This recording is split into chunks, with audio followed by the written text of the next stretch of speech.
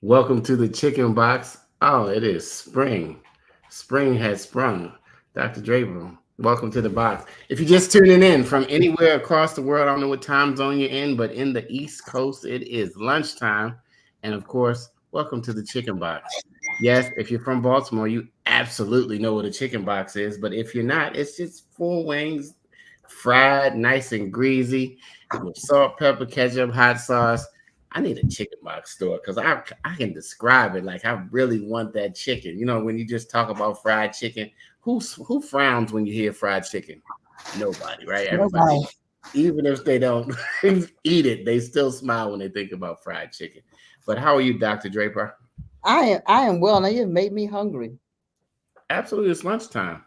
Right. Ashley in DC, it looks like the sun is shining. Maybe spring is really here. How are It you feeling is. today? I'm doing well. The cherry blossoms are blooming, and so we're excited to get back outside. So you start to see color and all kind of contrast, and everybody brightens up. Their colors brighten up from the winter. Today we are talking about Black people versus art. What do we really think about art? Have we thought about it since the third grade, or when you were young and you just threw a bunch of colors on the paper and you were finger painting? Or what is art to you? What does art really mean? And then how is it impacting in the Black community? We have a special guest today who is going to come join us. I want to jump right into the conversation. Ashley, if you would just introduce our guest and we can get right to the art conversation, because you know you always see on movies they're stealing this piece of art, and how is it worth so much money? Anyway, we're going to get into it today. Right, we have Andrea or AJ Wheeler, who calls herself an artpreneur or a wellness advocate. She has the DNA of an artist in her veins, and she feels very connected to her great aunt Laura Wheeler Waring, who has a famed portrait here in Washington, D.C. in the Smithsonian. So she uses a lot of color and brushstrokes from different portraits and paintings that hung in her family home in Wilmington, Delaware, and continues to push herself forward for her ancestors who were athletes, artists, and makers. And so she calls herself a legacy artist. And let's welcome AJ Wheeler. Hey, hey, hey, I'm so excited to be on the chicken box. Thank you so much. These warm, friendly faces, and I've been waiting to do this. So please allow me. So you got, I got the salt and the pepper. Oh, you had a chicken box. Right? I got that. I got the chicken, right? And guess what? You got the ketchup. All right. Ketchup right here. And the hot sauce. Now don't forget the hot sauce. I gotta Oh get yeah, the some people don't like ketchup. I like the hot sauce and ketchup mix. But anyway, yeah. welcome AJ Wheeler to the Chicken Box, and welcome everybody who's either watching live or on a replay. This is Black People versus Art. I love the word artpreneur. Can you just break that down for us and just tell us what that means? Yeah, yeah. As you could probably tell, impeccable. It's a spin on entrepreneur. And as an entrepreneur, you've got all types of business lines that you can tap into as you're trying to create your streams of income and influence and community, right? But for me, I like all things to align with art being the focus. So I just say artpreneur.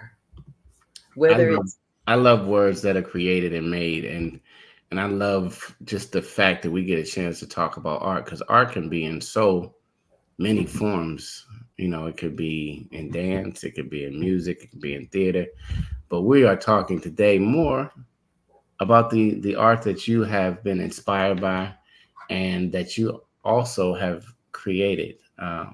So if we never met you and we were at a big function at the governor's mansion, what would your speech be the first time we met you? What would be your art Veda speech?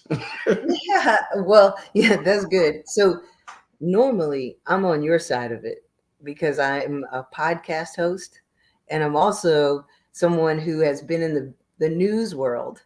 So I'm used to asking questions. So the first thing I would ask, and I'm just going to toss it back, is that, I ask, like, what is your passion?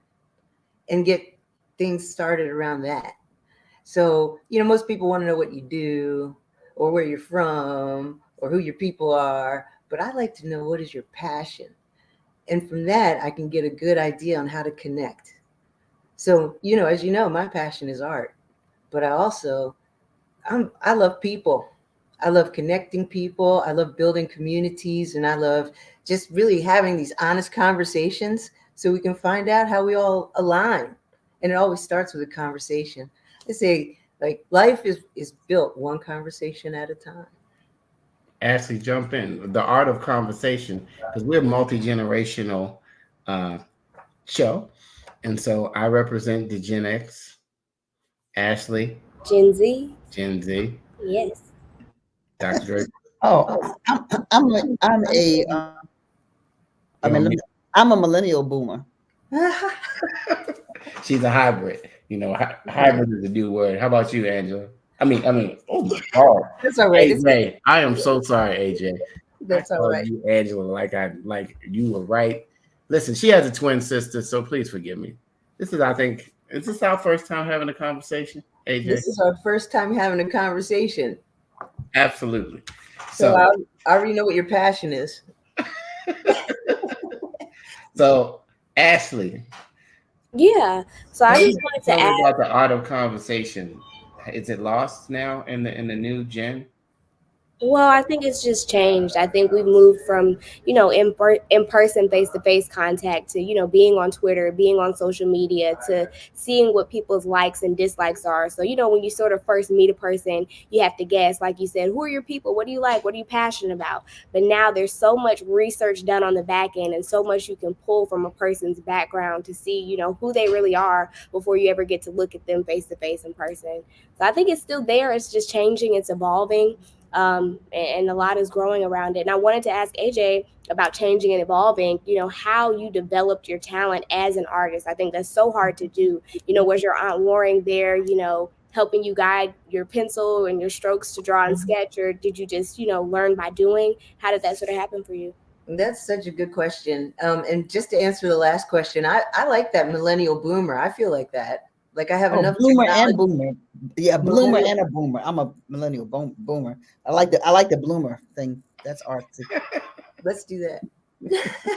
That's the beauty of it. We can always change. That's an art in itself. Yeah. So, of course, I never met my Aunt Laura Wheeler Waring. Never met her. She was born in 1887 and died in 1948. But what I did have was her work around me, always in our home in Wilmington. And there was this life-size portrait of my father, 8 years old, sitting on my grandfather's knee. And I would go up to that portrait and I'd look at it and I'd say, that color there isn't really yellow. It's got a little bit of red in it. It's got a little bit of blue in it. It's got a little bit of white, right? And the way that she would put those colors together, and when I'd step back, it would all come into focus. So I really, really studied her line. And also this dual thing that she had with perspective, how it looked one way up close, but then as I stepped back, things became clearer. And I used that kind of as a metaphor, like to keep some space around what I'm thinking and what I'm doing so I can allow other things to come in and be of influence or kick it out.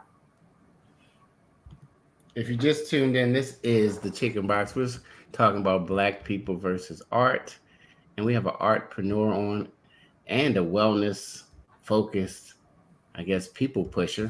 That's what they call me from time to time. But it seems like you're right in that category, AJ. Dr. Draper, how does what do you think about when you think about art? See, it's hard to define art just in, one box. Right. Because there's all kinds of art, right? There's visual art, there's like you said, the artpreneur, those of us who love art, we know what we like visually or what we like acoustically, but we're not creators of note. But I think everybody has an art side. Some people just have more in the art bucket than others, right? So you prefer to be called AJ? So AJ has more in the art bucket probably than others. So I'm like she is. I love to look at colors and things like that and distinguish them and all, but to create it myself, other than a little finger painting, I don't know that. Finger But painting. That's so thing. Oh yeah, that's still a thing. That's That's still a still a thing. thing.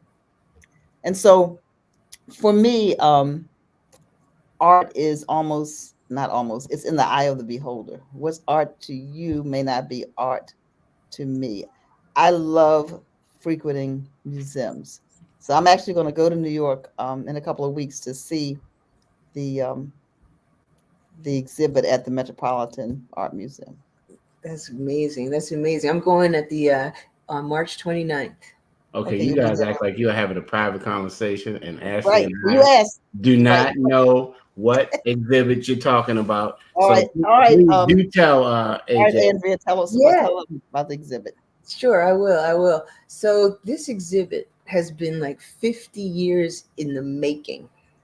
Okay, so that's just to let you know that it's not easy to get in MoMA, and it's not easy to get in MoMA as an emerging artist and as a Black artist. But isn't it kind of odd when you think about this? This show is called The Harlem Renaissance and the Transatlantic Modernists. So Black artists from the 30s, the 40s, the 50s are now on the same wall as Matisse and the others, right? So that hasn't happened at MoMA since 1987. Can So you let That's us know what The MoMA is? Museum of Metropolitan Art in New York. MoMA is Museum of Metropolitan Art. See, we're gonna learn something new today, people, because everybody, while we may adore art or like art or say we like it, we are not into the fine details of art into the museum. But it sounds regal. Like, let's go to the museum for a trip to New York on the train or bus. So let's That's drive what I'm up. doing. Yep, that's what we're doing. I But used to think museums were so boring as a kid. I used to hate it. I'm just like, I do not want to go to the your mother museum. made you go anyway. I'm telling you, whoever that mother was, we're still looking for. Anyway, Yeah. art is in the eye of the beholder, and yeah.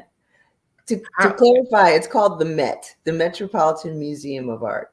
I have heard that, but Momo threw me off. I thought it was like a Mhm. mimosa or And something. I truly, I believe I misspoke there, right? Because I don't know it all. But I think MoMA is the Metropolitan Museum of Modern Art. I think you're right. I Oh, think you're right. I think you're right. The the people have, levels, people. They are levels to this art game, yeah. and I think what was groundbreaking about what you just said and shown, which were beautiful pieces, to me. And so let's clarify, since it's in the eye of the beholder, is that you said this is the first time where African American artists and other artists are on the wall of this prestigious museum at the same time. Will this be the first time that this happened? No, no, this did happen one other time in 1987. But what's interesting is Laura Wheeler Waring was not represented. Now, as some digging has happened and some family have advocated for her to become highlighted at the show, it is now found that she is the only discovered female portrait artist of the Harlem Renaissance. Wow. And what's really interesting is the Harlem Renaissance was not originally called the Harlem Renaissance. It was called the Harlem Renaissance after it was over. It was called the New Negro Movement, right? Yeah. So, yeah, you familiar with that, Ashley?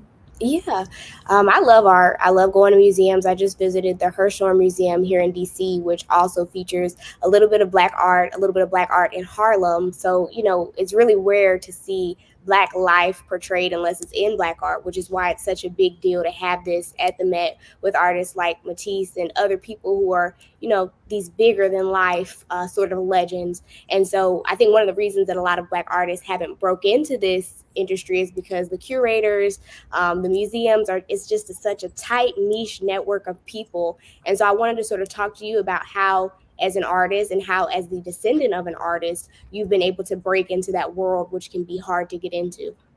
That's a good question. And I'm going to kind of just step back a little bit and say that two families came together to get Laura Wheeler Waring highlighted in the show. The Wheelers and the Warings both had pieces on different sides of the family, right? But there was some, miscommunication or things that had to be ironed out. And so over a nice chicken box, they got together and decided let's go ahead and present this complete catalog of Laura Wheeler Waring to the new curator, Denise Murrell, Dr. Denise Murrell, and she pushed to get this show in. That's So wonderful. it so all these things have to come together. And when I talk about community and people and conversations and art and passions, all that had to come together for this to happen. And I'm delighted for that. Now, getting back to me, right? I'm telling you, I'm new in this game of being seen. And the way that I was seen is because I created relationships, which I through conversations, through sharing my passion and meeting some people. So So, mhm. yeah, go ahead. And also that goes back to what Ashley said earlier, though. While technology and quick conversations by way of social have become the rage and all of us do it, what you're talking about, though, couldn't happen just over a quick, um, tag on social. No, that's very important to say because, like I said, this was a 50-year thing. People had to really agree. And then they had to say, well, I've got these paintings that range from the 1927 to 1935, and I've got these that are not portraits, but they're still lifes, and I've got these, you know. So what I find highly interesting is, pardon me, is that we all have these paintings in our homes, right? And they stay there, and no one gets to see them. So like my cousin Madeline Wheeler Murphy Rab is the keeper of a lot of the Warings. She was the first person to ever have the position of arts director for the city of Chicago, and she was hired by Harold Washington at the time. So she understood the importance of art, but she also understood that from our great aunt Laura down into her mother, who Dr. Draper knows, Madeline Murphy. She wrote for the Afro for years. And so she kept a catalog of Laura's work and some family portraits as well. That's So fascinating. you could see there's one with this picture here. Now, this has never been seen by the Wheelers because it was on the Waring side, right? And then mother daughter, right? So it shows this is, I think her name is Roberta Graves, and she's one of the Warings. They're going So by kind of fast. yeah, it's Who's going by a little quickly for me, but I I'm not want gonna try to keep up. Yeah, let's go back to the one that you said had never been seen. But keep going back. One more, that one. Tell us a little bit more. Oh, stop it. Can you stop it at that one right there? Okay. Okay. Now this one, I'm not very familiar with this painting, but I'm really excited to see it because, first of all, what Laura did, which a lot of Black American artists did not do at the time, was she painted in a painterly style like those of Monet, Manet, the European style of light and color and posture, right? So her main focus, and I call her an artivist, was to show Black people in notable light. And so you're not going to see, maybe something like we usually see, like, someone in the field or someone crying or someone with a baby or someone with a head wrap. No, people are dressed, people are refined, and they have something to do and somewhere to go. So Yeah. that's the message that she wanted to push out. And that shoulder right there was like with flowers on it and her hair. It's just so reflective of the time period. It's a beautiful piece. But I wanted to go back to what you were saying earlier about, being an artist and, being seen. There's so many starving artists these days. Do you feel like as an artist your work is devalued if it's less seen or less known about? How do you feel like that affects the work that sort of artists are producing in the stages of development? You know, that's a very good question, Ashley. I think that if I was like 15, 20, 30, I would like let those emotions get to me. But thankfully, I've always started with myself. Like art, how art makes me feel, how I get in the zone when I feel that pencil going across the paper, or I hear that little scratch when I'm doing some hashing, you know. And I'll do this. We do a little show and tell if you're okay. Show and Yes. tell. It's fine. I haven't heard that since nursery school. So you see this piece? Now I just moved here. I'm in Morgan Park, and this is Dizzy Gillespie. You know, very pensive look, right? But at the top here, you see it says Wheeler, and that, you may not be able to see that. It's 1981. So I was 15 years old when I did this. And what I was doing was I was drawing my dad's jazz records, Mm. right? Because I wanted to understand how line went. I wanted to understand how to make shading. How do I get those hands to look like they're sitting on the face? What do I do here? How do I get these ripples in his skin underneath that watch? You know? So these are the types of things I would do. And I would take my mom's papers from her work, ICI Americas, and draw on the back of it. That's what I was doing. Right? Hey, you had to save paper back then, I You heard. know what I'm saying? Now you could do it all on the computer, but I was taking my parents', work stuff. This is Sonny Rollins, right? And you can see the on the back again. I took their work stuff. So nothing was going to stop me. Nothing was You know, going to stop that's me. quite a talent. At 15, I know there are a lot of young people who are very, very talented, like you are. So what do you do with your work now? Do you market it? Do you do it for enjoyment? Do you have art shows? What do you do? Yeah. So I started off going, I was vending at, any like festival or that made sense to do it, I would go there. And I thought the best way for me to use this English degree I had and this art skill I loved was to make greeting cards. So that's what I did. And this greeting card is the one I showed originally. This is Why Did the Chicken Cross the Road? Because he was Would trying be, to get to the chicken box, right? Is they're that what? trying to get to the chick. That's exactly what it says. Yeah. Yes. So, right, why did he cross the road? To get to the other side, right? He wanted to get to the other side. So this is a coming out card, right? And I'm telling you, kids give this to their grandparents. They don't give it to the parents because the parents are millennial enough to get it, but the grandparents are not. So this is like a top selling card that I made. So I want to like really talk about maybe topics that are hard for people to talk about, but they can give a card about. So on the back, it says, sometimes it's difficult to share and be who you really are. We want to support your journey by opening the conversation. Right. And so that's kind of how I started out, right, with my own niche thing. But Ashley, you asked the question originally about like, how do you break in? Like, what do you do? And what happened to me was I started to draw things like what really made me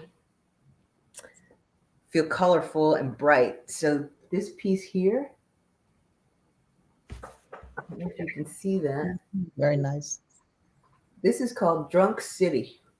And it's really a little bit of Fells Point because you can go from the country to the city to the sea in 25 inches. Right? Now, I didn't really have. So what makes the city drunk? I mean, what were you thinking about when you named that piece? That was me when I got out of college and I had 3 classes left to go. I didn't know what to do. My sister, she wanted to go and dance. She already had her job. She was graduated, but she didn't like to drive far. So she would come see me at college and I would drive us. So So the college was in the country? college was at University of Delaware. Okay, so that 25 inches was the drive. You and her took a trip into the city.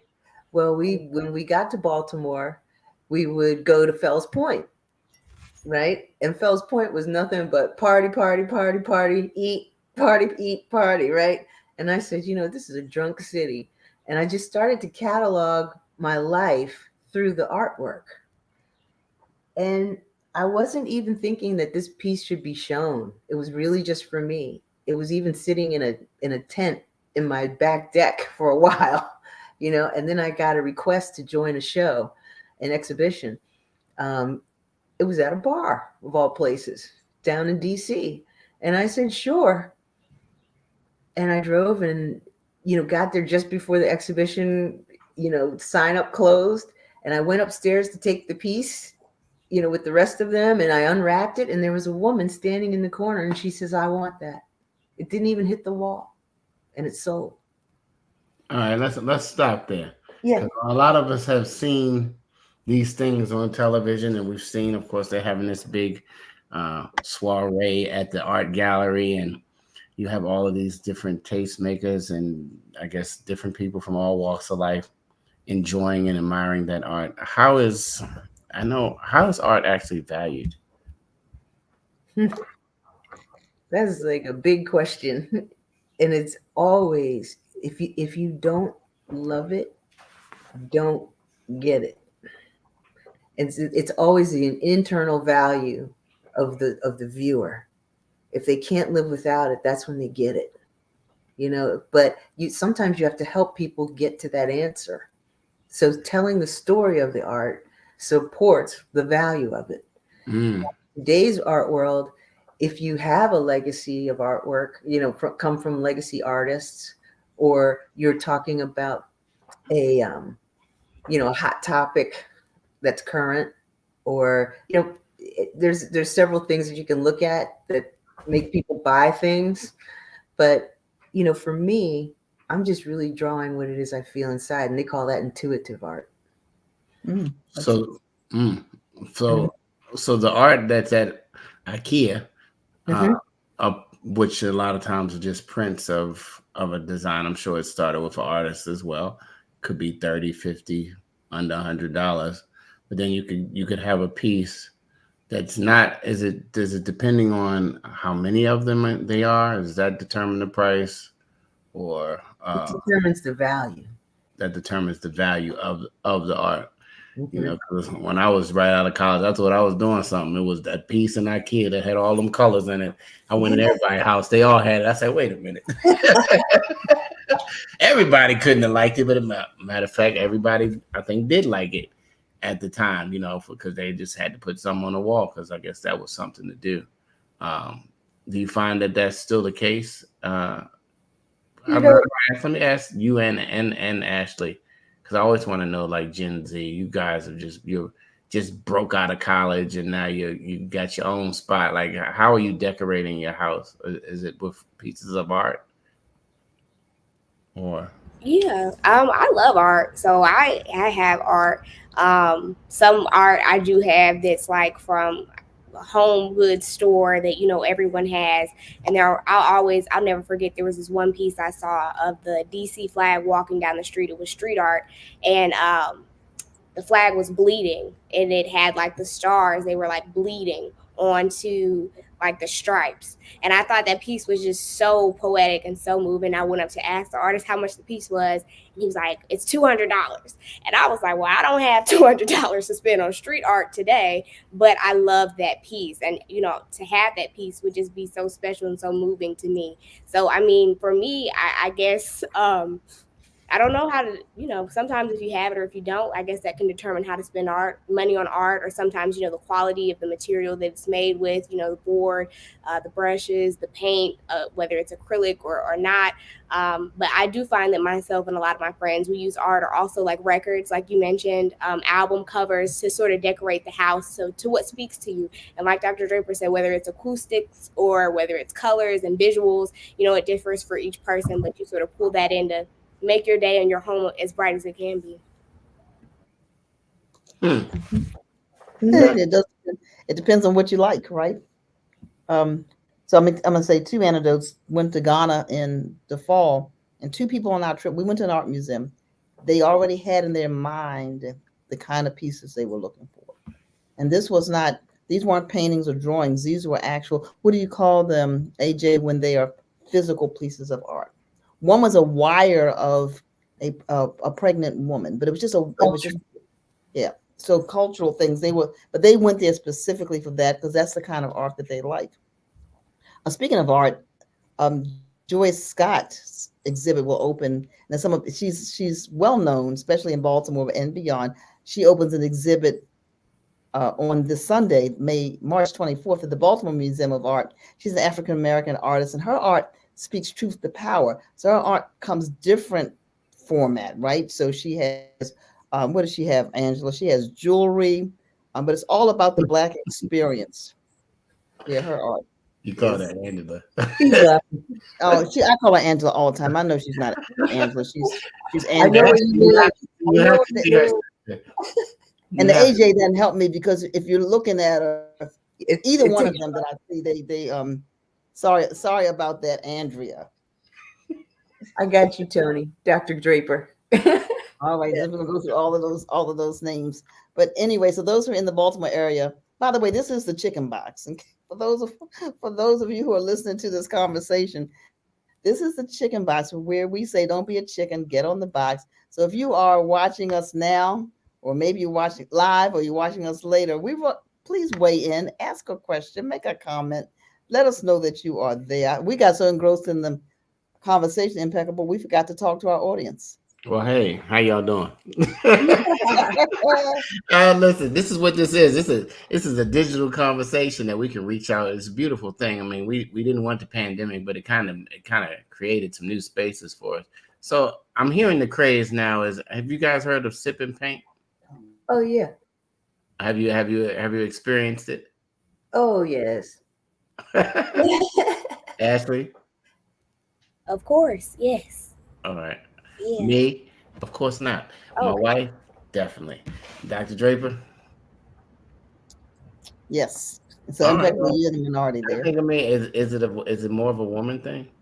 It's girls' night out. I can see All right. I was wondering because like none of my friends who that. golf and we talk about football, we don't nothing ever comes up like you going to sip and paint. They would be like, "What?" Like everybody, like the record would stop. Like, wait a minute, you going to sip and paint? But I was just wondering. So what's the new craze? Talk to me about your experience, AJ, or everybody, just because that's art, right? And that's like going back to third grade, and you get to sip and then do whatever on the paper, I guess. Or Well, impeccable. I'm gonna update you millennial style. all There's right. a new craze in the art world. It's called puff and paint. Oh yeah, okay. They do Well, that now. Yeah. especially as these as marijuana becomes legal in all of these cities, I'm sure puffing paint might the fellas might make it there. I think some brothers might make it to puffing paint.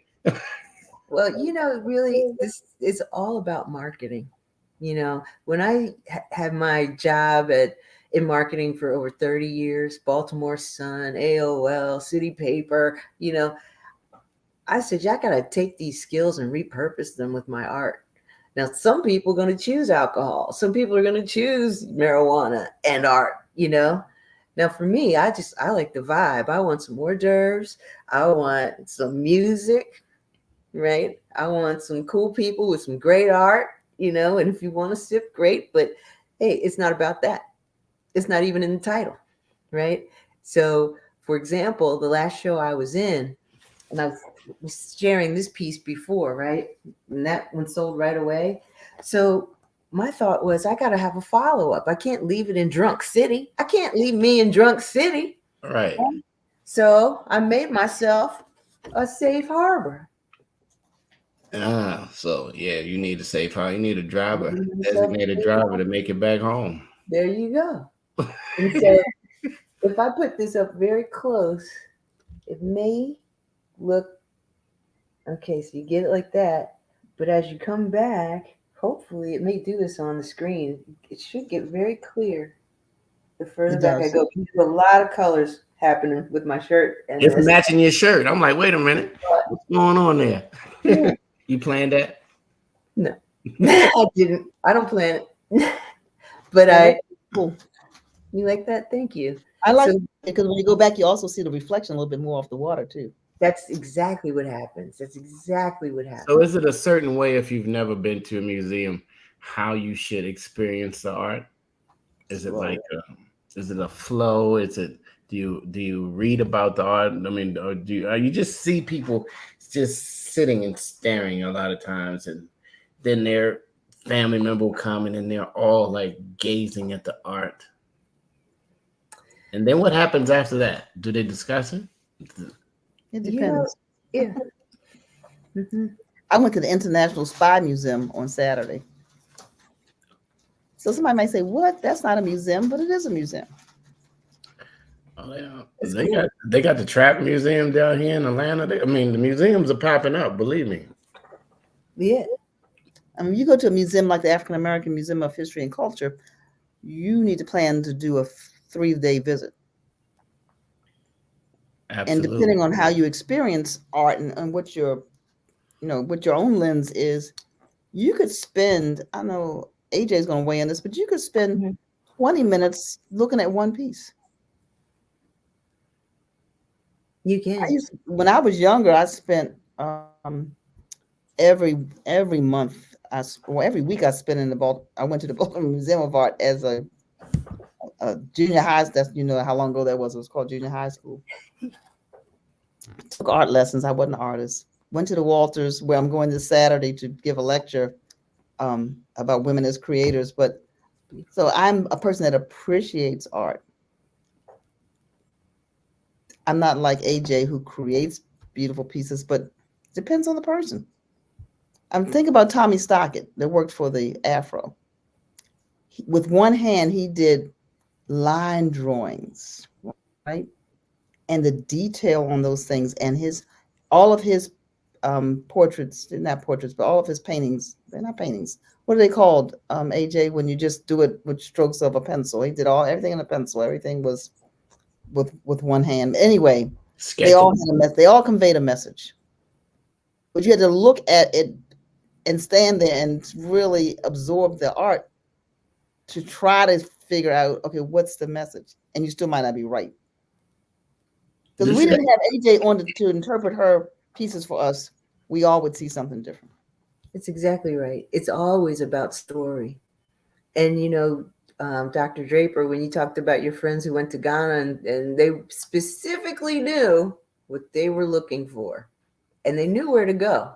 And they probably looked at the show and the artists there and had some background before they even went, because it's an emotional thing. It's an emotional thing.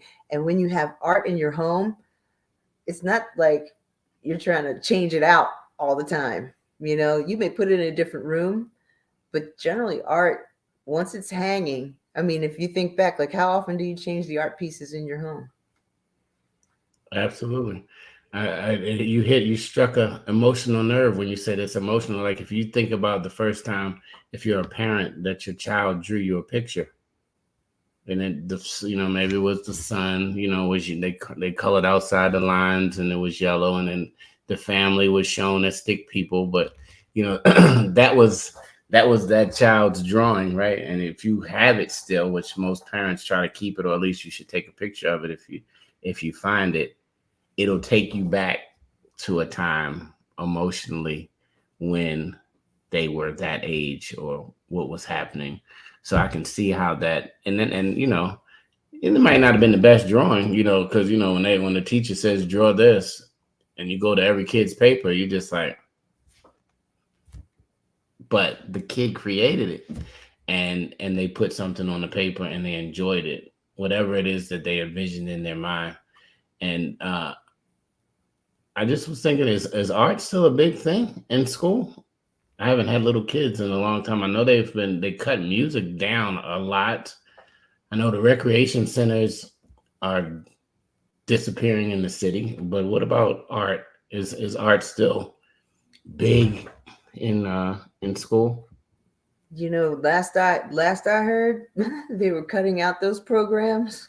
I'm glad I had it for myself growing up, because I certainly wouldn't be working the way I am now if I didn't have it. I needed that structure, and I needed somebody to encourage me, because I was, like solo. Nobody saw Andrea the artist. I had to really believe that thing, and even like took a 30-year detour, even though I did have like one art teacher that says, you've got the sensitivity, you've got the line, you can do this. But without that other encouragement, it's very hard to pick it up and keep going. Now, what's happening in the schools? I know that sometimes some schools will bring in like a vendor to Mm. do an art week or series of classes. But as far as what's happening in the schools now, I'm not the one to ask on it. What do you think? Should the Afro, should we do a since there's so many talented artists out there, especially even in the DMV area, should we have some kind of, I don't want to say art exhibit. I would like it to be something different to where the artist could come up and, like they could have their 3 or 4 minutes or 5 minutes to really pour into us what they were thinking when they created it. Like to hear the story behind the art. Would that be cool, or would it just be something? I mean, we still could have the music and you could have all the sip and paint stuff, but it's like show and tell. Yeah, but yeah, with, but with a spin on it. I don't know. I'm just brainstorming anyway. It's just something cool to do. We just need other things to do. All right, I'm gonna ask the ladies this question: Is if you're going on a date, is it cool if the guy says, "Hey, let's go to the museum, whatever the museum is"? All right, well, fellas, I'm just giving you a bounce pass on the playbook. The museum That's could be cool. you could get a win with a museum, huh? yeah, yeah. If I the mean, a ladies different ask, date, a if the different men kind of. ask, if the parents ask, I'm going. Yeah, look, Yeah. I'm going to New York May 29th or March 29th to see Aunt Laura's work and see her hand up there in the big box. Yeah. And I'm so excited to see that. I'm going to stay at the Dream Hotel. I'm doing a whole thing, Wow. right? Is the rest So of your family really, Chippy uh, said she'd gladly go. So whoever you are, They do. Chippy might be looking for a date at the museum. yeah, okay, okay. We'll be there March 29th. Go ahead and hit me up in the DMs or whatever, and we'll give you some more details on where we're going and the time. No, I think she might be referring. Maybe she is. I can't tell. Are you referring to if a person asked you, Chippy, to go on a date? Would you go to? Would you enjoy the museum experience, or are you saying, or you want to go to New York as well? You're probably gonna say both, knowing you. But anyway, thanks for tuning into the conversation. This is Black People versus Art. We are powered by the oldest Black business in Maryland, 131 years. There is so much art in the archives of the Afro American newspapers. Uh, as we build our new headquarters in Upton, in Baltimore City, this art goes back. Just if you just talk about Tommy Stockton, and she said with one arm, but I think he had another arm was missing, right? I think Right, most he had an amputation, but also the famous Romare Bearden at yes, one time was at the Afro. Mm. 131 years. We have just about all of the history for African Americans in and not only in the DMV but all over the country. So stop by, go to afro.com, get a subscription. We're not controlled or owned by any other media. Nobody can tell us what or when to say about us. We give the good news about our people all the time. We'll spank you if you mess up, but the most time we'll hug you up too. But the most thing is we are for the community, and we'd love to have your support. For less than two Uber Eats, you could have a digital subscription for $100, which isn't a lot for under a pair of shoes or sneakers. You could have not only the digital part, but also you can have the physical, which sometimes is coming back. It's the vintage, it's the vinyl, it's the feel, it's the newspaper still exists.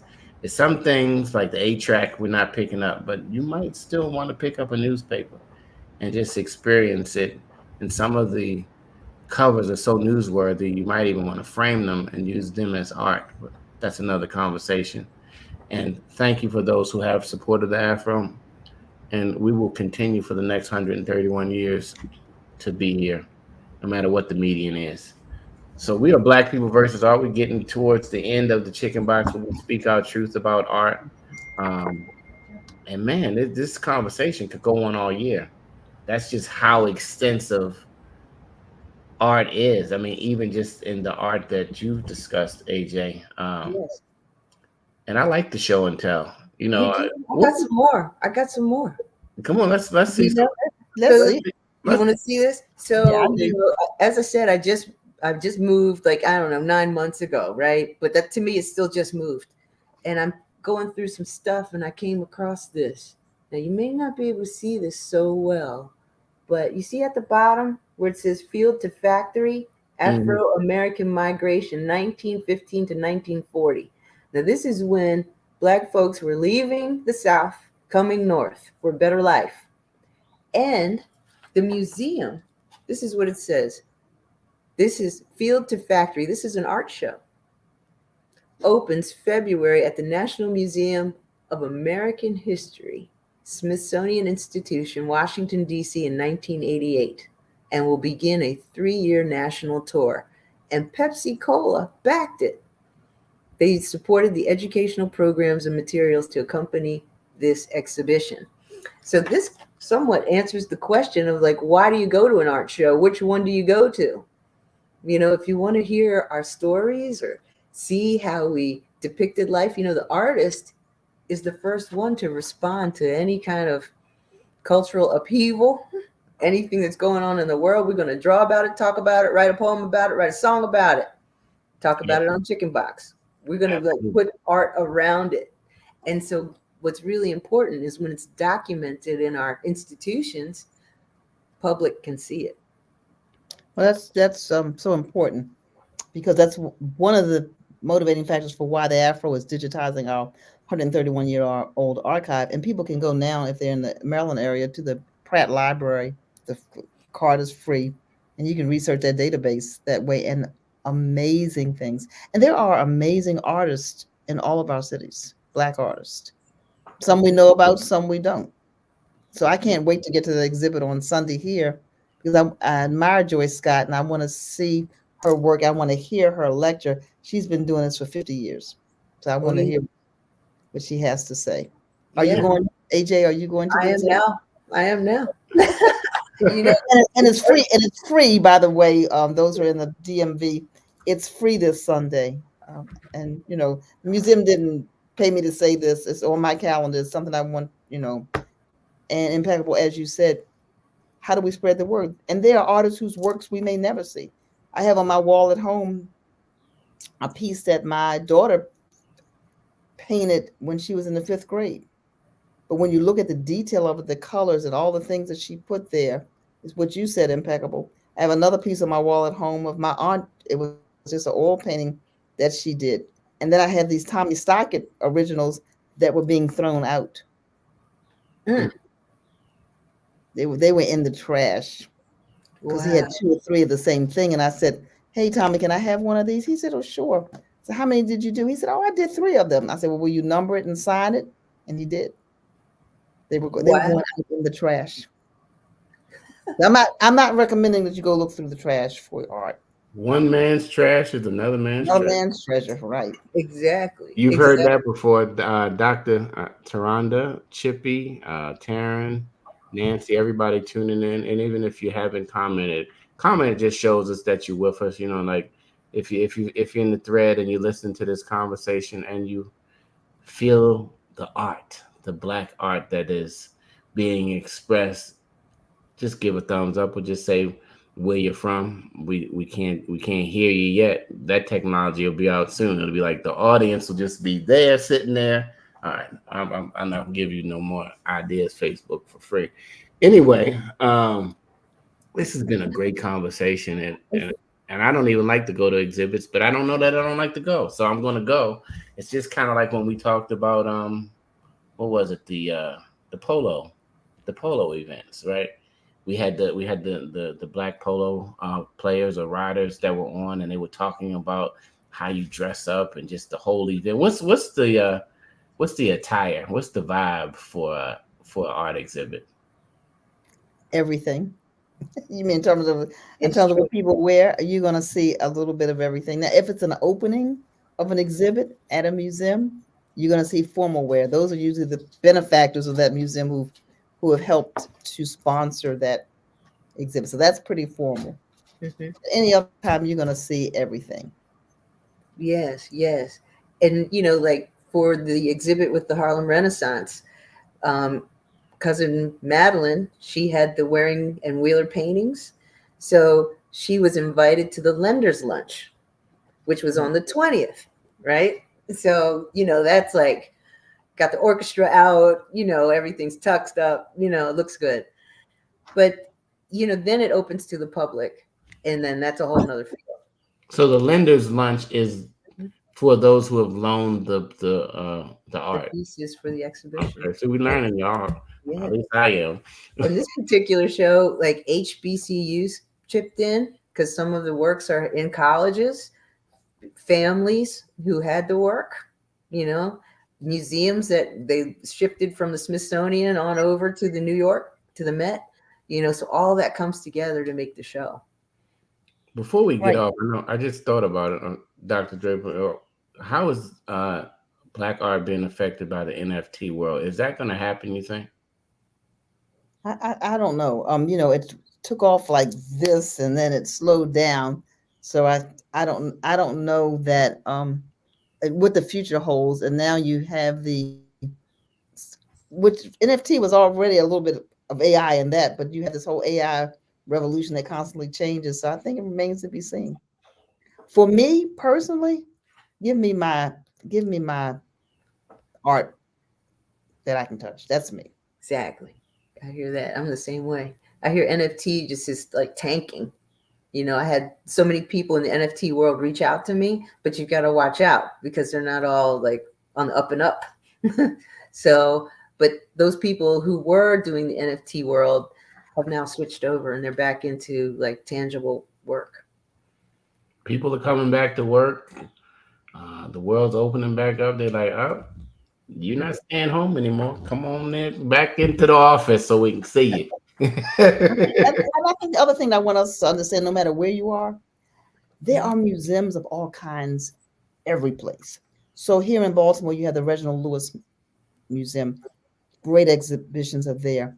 You have the Banneker Douglas, I think, and there's legislation to make it the Banneker Douglas Tubman Museum in Annapolis, right? You have the Museum of Industry. I mean, you have the Baltimore Museum of Art. You have the Walters Art Museum. In our various Blacks cities, and wax. you got the American great Visionary. you got the Great Blacks in Wax. You have the American Visionary Museum. You have museums for every taste. Mm-hmm. And You do. you do for anything that people really want to view. And you're right, Impeccable. A lot of times in our community, you know, we don't get that appreciation for art and artists and different forms of art. And then we don't go to see these exhibits. And then, the ones that are featuring us sometimes don't do as well because we don't go. Mm-hmm. Or you can get involved in your kids and they say, hey, who needs a chaperone to go to the museum with the kids? And everybody says, not it.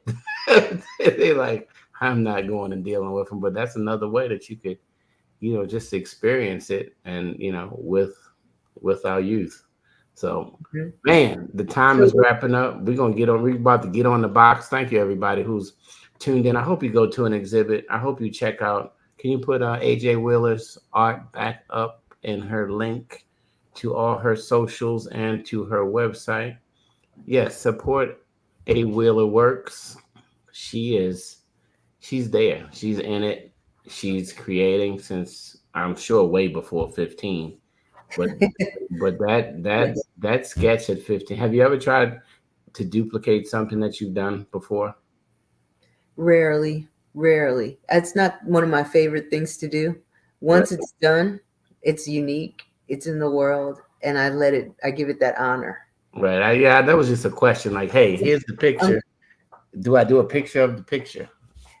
I rarely do that. I mean, I'll go get some prints, so because I want to do affordable framed art for people. People will get art, they don't ever frame it, it sits in the tube. So I like to have it hang ready. And that is like maybe a unique piece of me that I do. But yeah, it's I'll just say this. I'm going to show you a piece that I'm working on now, right? And this is for a show from the Maryland Art Federation. And it's called Voices of my ancestors. That's the name of the show.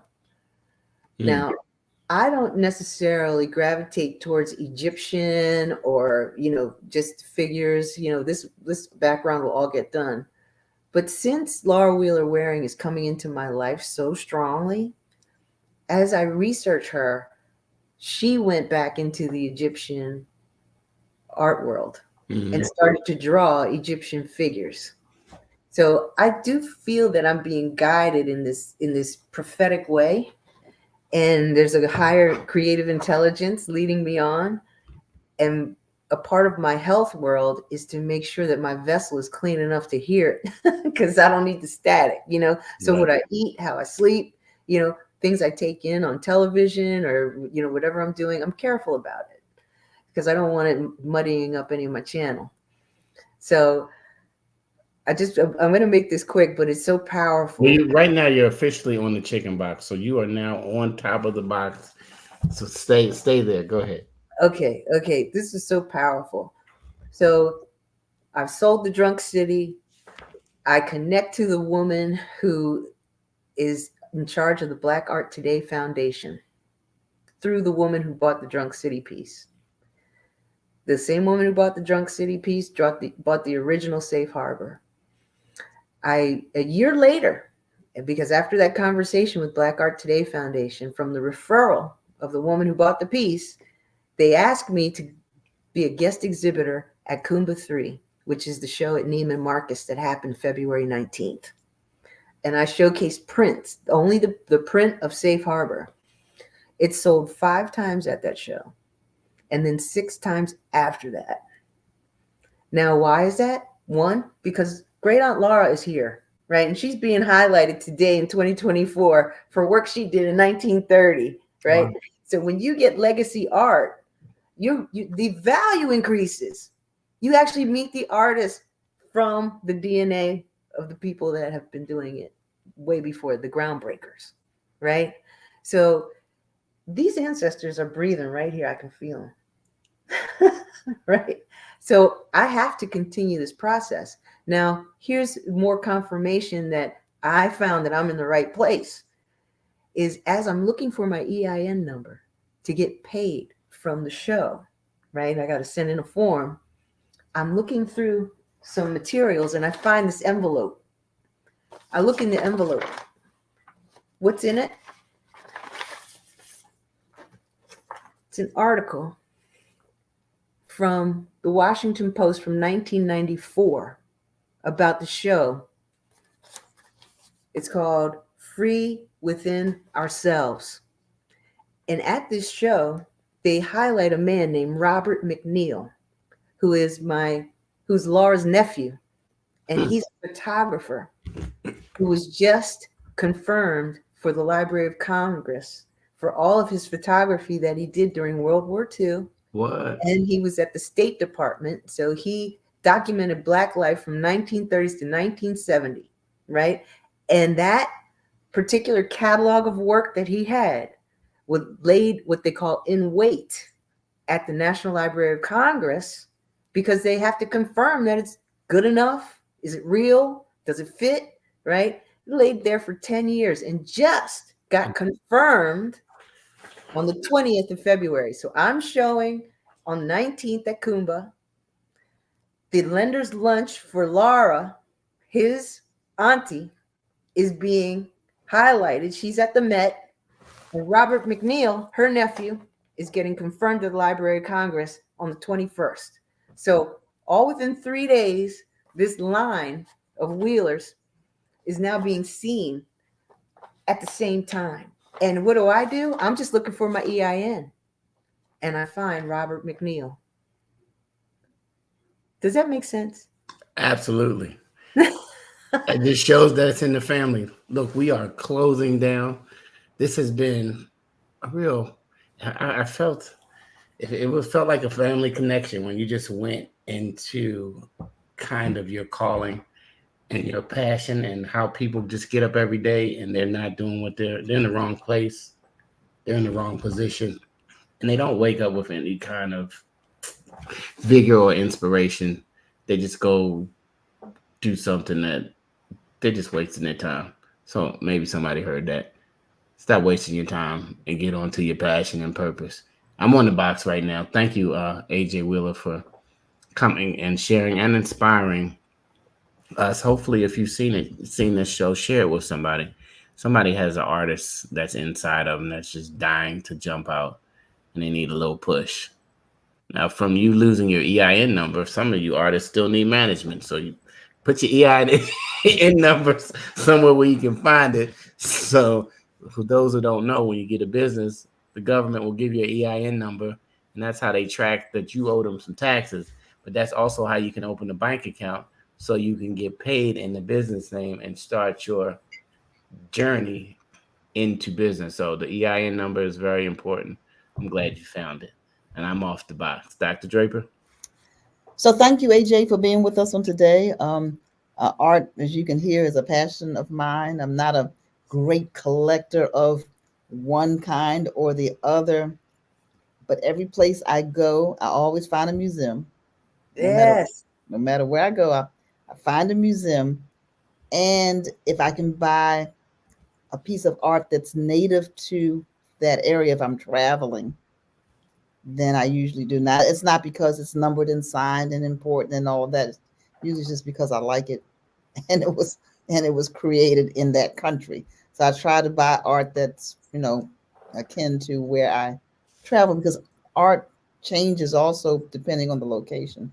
So thank you. All the best to you. It is nice when you can connect the dots and see the thread, because a lot of times we have talent and we say, Where'd that who else come in the from? family had this? I don't know who else wrote or who else sung.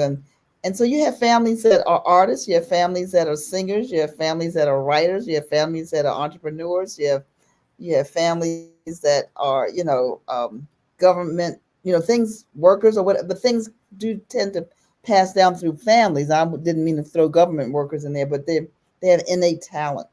And so I'm glad that you're in touch with the talent for your family, and all the best with every exhibit. Let me know. I'm going to the Met on the 8th of April. You're going the 29th or the 7th or whatever. You're going the 29th of March. So don't tell I'm me. going more than once. I'm sure. If you're, since is she your great aunt? She's my great auntie. Your great auntie's work is there. That must make you also feel. It makes me proud for your family. So happy to Thank hear you. about that. You're Thank you. welcome. Thank I you. am off. I am off the box. And you just tuned in, you're hanging out with Black People versus Art and our Gen Z specialists. Also, our editor over in DC, Ashley Fields. Final words, you are on the box. Yeah, so thank you, AJ, for joining us. I really appreciated you. Your words definitely inspired me. And I just definitely want to say to anybody that's watching, God and some of us believe our ancestors are definitely guiding us, and it's our job to stay clean and stay clear so that the pathway is there to communicate. And so I would love to highlight that.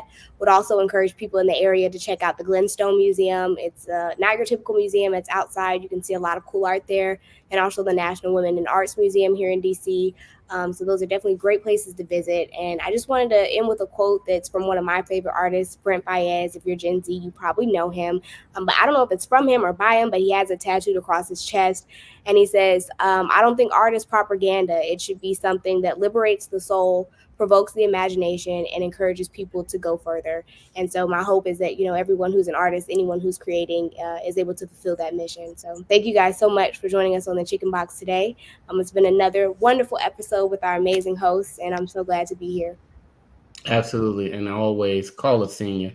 Don't text them, even though they tech savvy. At least I'm helping my seniors all get tech savvy. But call them, FaceTime them. They want to hear from you. Just a couple minutes. You're like, I don't have time. I never have time. You have time to do everything you want to do. So make time for the people that you have in your life and have impacted you in your life and your family before it's too late. Don't just make time at the funeral.